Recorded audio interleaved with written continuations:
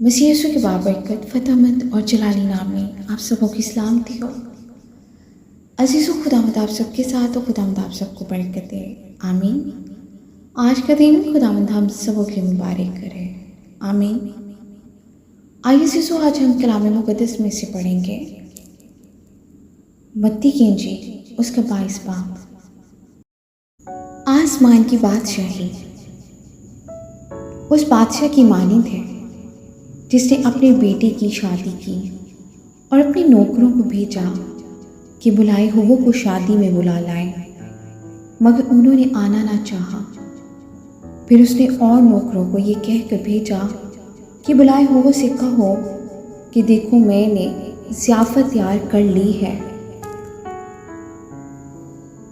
میرے بیل اور موٹے موٹے جانور ذبح ہو چکے ہیں اور سب کچھ تیار ہے، شادی میں آؤ۔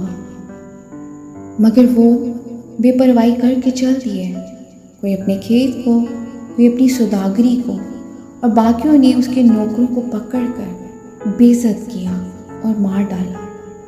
بادشاہ غضبناک ہوا اور اس نے اپنا لشکر بھیج کر ان خونیوں کو ہلاک کر دیا، ان کا شہر جلا دیا۔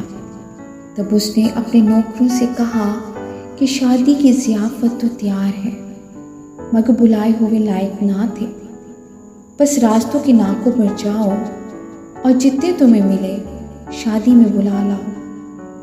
اور وہ نوکر باہر راستوں پر جا کر جو انہیں ملے، کیا برے کیا بھلے، سب کو جمع کر لائے، اور شادی کی محفل مہمانوں سے بھر گئی۔ اور جب بادشاہ مہمانوں کو دیکھنے کو اندر آیا تو اس نے وہاں ایک آدمی کو دیکھا جو شادی کے لباس میں نہ تھا، اور اس نے اسے کہا، میاں تو شادی کی پوشاک پہنے بغیر یہاں کیوں کر آ گیا؟ لیکن اس کا منہ بند ہو گیا۔